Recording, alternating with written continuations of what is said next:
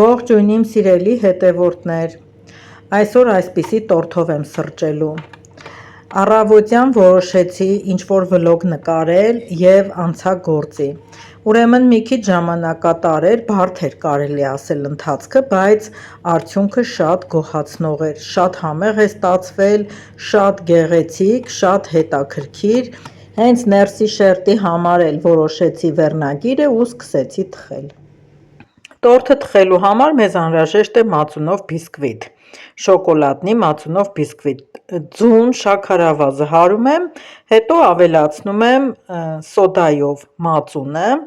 և վանիլինը ավելացրած արդեն ալյուրով կակաոն, չափաբաժինները կլինեն տեսանյութի ներքևում, բոլորը լցնում ենք հառիչի մեջ, ավելացնում եմ նաև բուսայուղ, որպեսզի բիսկվիթի գույնը մուգ ստացվի և դնում ենք ջեռոցը 220 աստիճանի տակ թխվելու։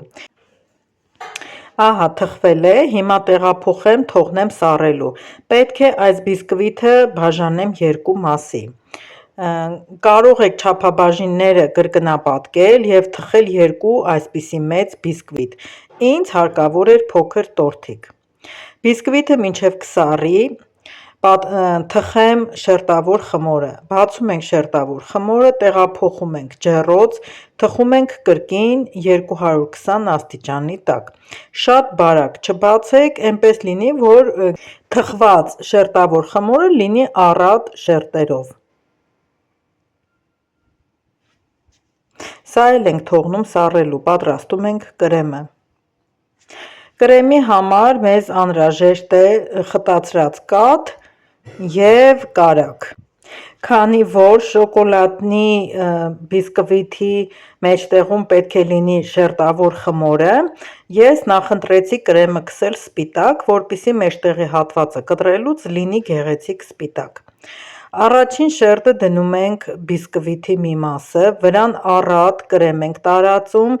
հետո դնում ենք թխված շերտը, շերտի կողքից մի քիչ հանել եմ, որպեսզի հերիքի մնացած մասն էլ այդ շերտից դնեմ, բոլորս էլ գիտենք, որ շերտավոր խմորը թխելուց չափերով մի քիչ փոքրանում է թխվելու ընթացքում, վրան կրկին առատ կրեմ ենք քսում և դնում ենք երկրորդ բիսկվիթի շերտը, ահա այսպիսի գեղեցկություն սիրելիներս, ինձ թվում է հենց այստեղից արդեն պատկերացնում եք ինչքան համեղ է ստացվելու, շատ փոքր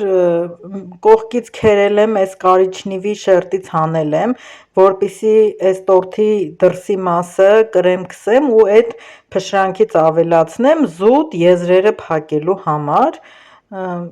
ամբողջությամբ կհերիքի, որ ես տարածեմ, ահա այսպես, տարածելուց հետո պետք է երեսին շոկոլադ լցնեմ,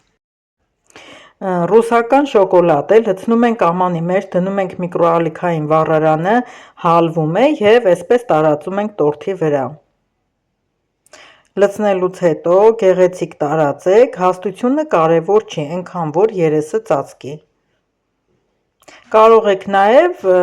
գլազուր պատրաստել, գլազուրով ծածկել երեսը, այս շոկոլադը քսելուց հետո որոշեցի սպիտակ շոկոլադով էլ բարակ գծեր անել, տեղ-տեղ գծերը քանդվեցին, բայց դե վերջնական տեսքը սա է, ահա այսպես նկարած ավելի գեղեցիկ է թե գույնը, թե նախշերը երևում, հիմա զգուշորեն կտրեմ, որպեսզի մեջտեղի այդ շերտավոր խմորը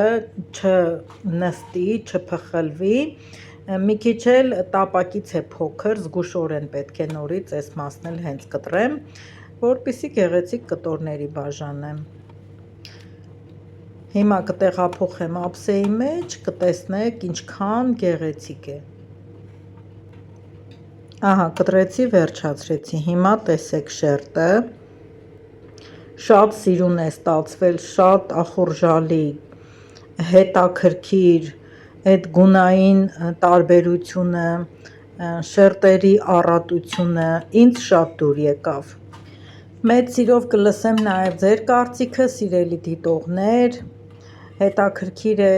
ձեզ դուր եկավ, թե ոչ, կամ դուք այսքան ժամանակ կծախսեք նմանատիպ տորտ թխելու համար, ձեր տանը ճաշակելու։ Մի խոսքով կսպասեմ կոմենտների բաժնում, անչափ շնորհակալ եմ, որ դիտեցիք, արագ գտնելու համար տեսանյութը կիսվեք ձեր էջերում և պահպանեք